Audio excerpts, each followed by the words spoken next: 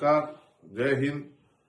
हूँ राणुभा S Jadeja, media प्रभारी श्री राजपूत करणी सेना गुजरात प्रदेश। 2 દિવસ अगाऊ जे बनाव बन्यो छे तेने हूँ सख्त शब्दों में वखोड़ू छूं। मिर्जापर भुज तालुकाना मिर्जापर गामना आचार्य श्री विलासबा जाडेजा साथे जे कच्छ जिला विकास अधिकारी जे डीडीओ साहेब जे तेमना द्वारा जे गैरवर्तन करवामां आव्यो तेने अमे वखोड़ी काढीए छीए અને હું સરકારશ્રીને વિનંતી કરું છું કે આવા અધિકારીઓને અહીંયાથી તાત્કાલિક કાયદેસરની તપાસ કરી પોલીસ ફરિયાદ કરી સસ્પેન્ડ કરી અને ઘર ભેગા કરવા જોઈએ। કારણ કે એક બાજુ સરકાર વાતો કરે છે કે બેટી પઢાઓ બેટી બઢાઓ અને ગુજરાતની જ્યારે કચ્છની દીકરીબાનું અપમાન થયું છે, શિક્ષક તરીકે ફરજ બજાવે છે અને ત્યાંની શાળા ખરાબ હોતા ત્યાં ના પાડતા બેન શ્રી વિલાસભાઈ કે અહીંયા શાળાની હાલત બહુ ખરાબ છે, ત્યાં છોકરાઓને અંદર મૂકશું તો એમનો જીવ જોખમમાં મુકાશે। કારણ કે સરકાર શ્રી અને સરકારના અમુક અધિકારીઓ જે ભ્રષ્ટ થઈ ગયા છે, હજી હાલમાં સ્કૂલ નવી બની છે તેમ છતાં બેસવા લાયક નથી। તો શ્રી વિલાસબા જાડેજા જે આચાર્ય શ્રી છે એ સાચી વાત કરી કે આમાં ન બેસી શકતા હોય તો કોન્ટ્રાક્ટરો વિરુદ્ધ અને જે ભ્રષ્ટ અધિકારીઓ વિરુદ્ધ ડીડીઓ શ્રીએ કઈ તપાસના આદેશ ન આપ્યા, સામેથી જેમ ચોર કોટવાલને દાટે તેમ। કારણ કે આ બધાની ક્યાંક ને ક્યાંક મિલીભગત હોય છે અમુક જે ભ્રષ્ટ અધિકારીઓ છે, એના લીધે બહેનબાને ત્યાં બોલાવીને સસ્પેન્ડ કરી નાખશું અને તાજમહેલ બના લેંગે તેરે લીએ આવા જો શબ્દોનું ઉચ્ચારણ કરતા હોય તો એક તો ગેરબંધારણીય છે અને ગુજરાત અને કચ્છની પ્રજાએ ક્યારે સહન નહીં કરી લે। અમે સરકારશ્રીને કહીએ છીએ કે 7 દિવસની અંદર જો આ સમગ્ર બાબતની એસઆઈટી બેસાડી અને ઉચ્ચ અધિકારીઓ બેસાડી અને કાયદેસરની તપાસ કરવામાં આવે। જો આવું જો ખરેખર વર્તન કર્યું હોય ને સ્કૂલ આવી હોય તો સરકારશ્રીને નમ્ર વિનંતી છે કે આ ડીડીઓ કે જિલ્લા શિક્ષણ અધિકારી કે એની નીચે સુપરવાઇઝર કે જે કોઈ અધિકારીઓ ભ્રષ્ટાચાર કર્યો હોય અને તપાસમાં નીકળે તે તમામ સામે કાયદેસરની કાર્યવાહી કરી અને જેલમાં મોકલવા જોઈએ।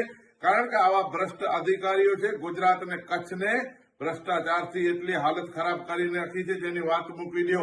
અને જો કોઈ દીકરીબા માટે આવું કરતા હોય તો અમે શ્રી રાજપૂત કરણી સેના ક્યારે સહન નહીં કરી રાખીએ।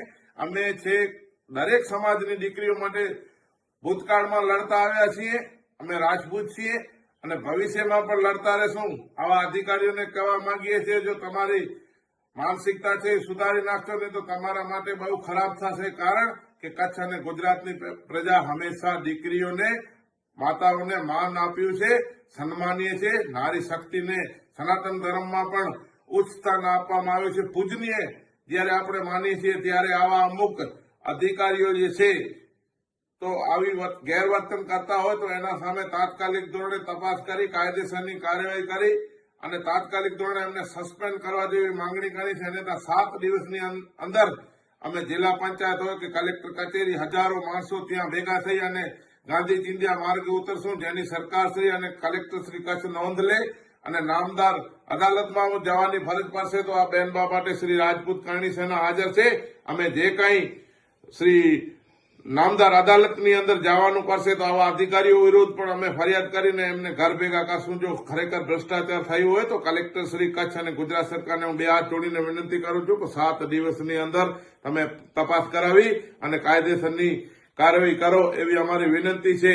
તમે જે અહીંયા બેઠા છો પ્રજાના પૈસે તમને પગાર મળે છે તો પ્રજા માટે કંઈક વિચારો, તમારો પ્રાથમિક ધર્મ છે અને ત્યારે તમે ઉચ્ચ અધિકારી બનો છો ત્યારે તમને સોગંદ આપવામાં આવે છે કે તમે દરેક માનવથી અને દરેક ગુજરાતની પ્રજા સાથે તમે સારું વર્તન કરશો, પોતાની ઈમાનદારી અને નિષ્ઠાપૂર્વક ફરજ બજાવશો એવી ત્યાં સોગંદ ગાવ છો। તો ખરેખર સોગંદ તમારી ક્યાં ગઈ જો આવું વર્તન કરતા હો તો નિંદનીય છે। કચ્છની પ્રજા ક્યારે પણ સહન નહીં કરે। અમે આ ફરી ખૂબ વખોડીએ છીએ અને અમે વિલાસબા જાડેજા જે મિર્જાપરના આચાર્ય શ્રી છે એમને અમે ખુલ્લો સમર્થન કરીએ છીએ અને એમના જે કંઈ પણ એમની લડત લડવાની હશે કચ્છની દીકરીના રાજપૂત ભાઈ તરીકે અમે ખાતરી આપીએ છીએ કે આ તો અમારી સમાજના બેન છે। કદાચ કોઈ પણ સમાજના બેન દીકરીઓ હોય એના માટે શ્રી રાજપૂત કરણી સેના અને આ રાજપૂત સમાજ હંમેશા લડવાની તૈયારી રાખે છે. અત્યારે લોકશાહી છે તો લોકશાહીના ઢબે અમે લડી અને બેનબાને ન્યાય અપાશું એવી ખાતરી આપી છે. જય હિન્દ,